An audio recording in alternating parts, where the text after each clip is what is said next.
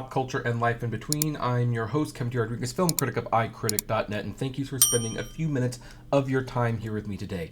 And this is kind of an announcement podcast, a little bit of an announcement podcast. I'm going to be doing a little mini-series podcast within the iCritic Live podcast. And now some things are going to stay the same. It's still going to be live, and this one's going to be interview specific. So, you know, we will be doing this live with people, and hopefully the people who come on will be aware of that. But I kind of started getting thinking recently about being canceled. Now, there's a lot of people who have been canceled. That's been a term.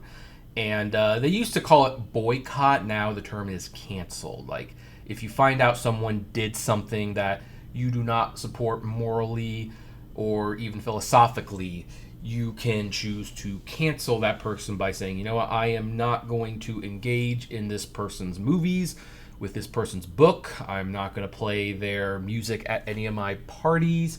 I will not contribute to their political campaign, whatever it is. And it has kind of become almost like a mob rule, where like if enough people get into, you know, shunning that person, then it is being canceled. Now, some people say this is called being held accountable. Fair enough. In some cases, this is fine, although I will say that if you are the person holding other people accountable in your own self-righteous way or something to that effect, be aware that if you are a public figure doing this, chances are something's going to come out about you that could theoretically get you canceled. So I personally choose not to participate in cancel culture as much as possible, because while I have morals and while I personally don't fear anything coming out, because I live a pretty vanilla life, all things considering, I do believe in the proverb, do not judge lest you be judged. That is a lesson I try to live by, in the sense that, you know what, it's not fun to be judged. There are systems and authorities that are set up to take care of things. If you do something illegal, that's for the police and the courts to deal with. If there is someone who has done improper misconduct on set, that is the job of the company to figure out how they want to deal with that.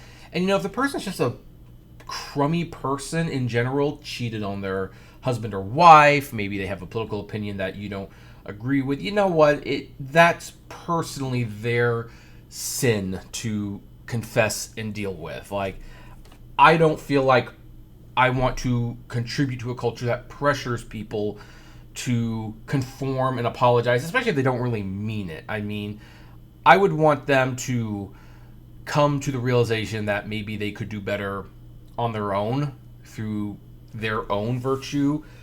I would rather practice forgiveness rather than condemnation and give people a second chance, provided, you know, again, they didn't do something illegal. If someone does something illegal, then again, that's the courts and the police. They have to figure that out. But I choose not to engage in that as much as possible. Which is why this new sub-podcast series I'm going to be announcing might seem a little strange, but I'm going to call it Life After Cancellation. And what I want to do is I want to bring people on that have, for lack of a better word, been canceled. They either did something or they said something, and as a result, their career and their livelihood and what they were known for drastically changed in some fundamental way. Now, the point of this new mini sub-podcast series for iCritic Live is not going to be to judge them or to exonerate them. I am going to try to keep my personal opinions, whatever they may be, out of it, because what I am most interested in is the stories behind, well, what happens after this major thing happens? Like, what does your life look like when, say, you were a YouTube star of some sort and you were making a comfortable living on YouTube, like, and now it's gone?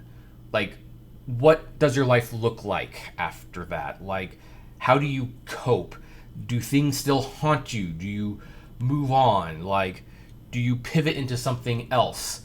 How do you feel you reacted to that situation? Did you do it the best you possibly could have? These are the things that I wonder sometimes about people who quote unquote get canceled. And so this is kind of like a announcement slash open invitation, if you will, to people who found themselves in a situation where they are no longer beloved by their audience. Now, some of the rules of this is that, obviously they can't be in jail. Like, personally, I do feel that if you have done something heinous and you have been charged with a crime and you go to jail, that's kind of a different thing. Like, you broke a law and you probably deserve to lose whatever you had.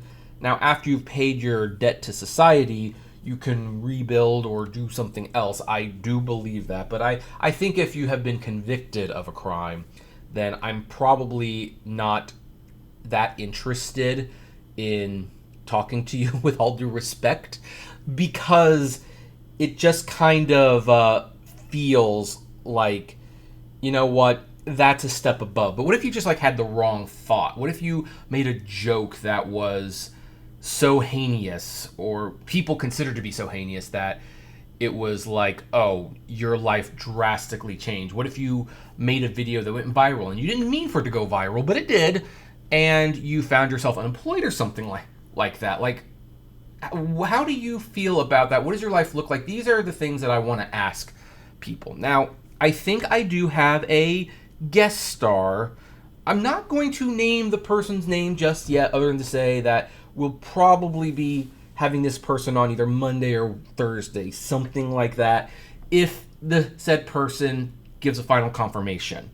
I'm hoping they will, because I actually used to be a fan of theirs. I kind of technically still am, but they did do something that did cause their channel to collapse, if you will, and it was entirely understandable why. But I'm hoping they will be the first guest, because I would like to just see what life looked like several years after the fact. And then I'm going to keep reaching out to other people. Now, another rule that I want is that, with the exception of one person who I am reaching out to, typically I'll want that person to have been canceled for at least a couple years, because it's really hard to quantify just how drastically your life can change when you're in the midst of it. Because sometimes people come out of the chaos and they're just as good as they were before. Sometimes they're even better than they were before. And so I kind of feel like I want the dust to settle, for the consequences to have become clear, and for time to adequately be reflected upon by said person, because that's just how I think this should be approached. Like, in the midst of the chaos, like, what came out of it? Did anything positive come out of being canceled? Did your life never get any better? Do you have resentments? Do you have regrets? These are the things I want to ask. And so that's what I would like the podcast to be about going forward. Now, I don't know if there's like a third rule. I guess the third rule, and this is really more or less for them, it has to be live. I mean, sure, there'll be a recording of it for Spotify and Apple and Deezer and all those things like that. But it's going to be live on the YouTube channel, mainly so that they can't say, cut that comment out. I want the interviews to be honest. I'm not going to try to get people with a bunch of gotcha questions. I think that's cheap journalism. It's low-hanging fruit. But once in a while, an uncomfortable question or two might have to be asked. And as a result, I don't want them to say, oh, I don't want to answer that question. Or at least I don't want them to say, I don't want to answer that question, cut this part out of the episode. They can refuse to answer any questions. I'm not holding a gun to their head. But if they refuse to answer a question, then I want people to see that, look, the question was asked, I gave them a chance to respond to something, and they chose not to do so. And that I think is going to be a rule on their end. So those are basically the 3 rules that I'm going to have. They must have been canceled for a couple of years. It has to be live, and what was the first one? I mean, and their life had to have substantially changed as a result of being canceled. So anyway, this is like a little announcement podcast, if you will.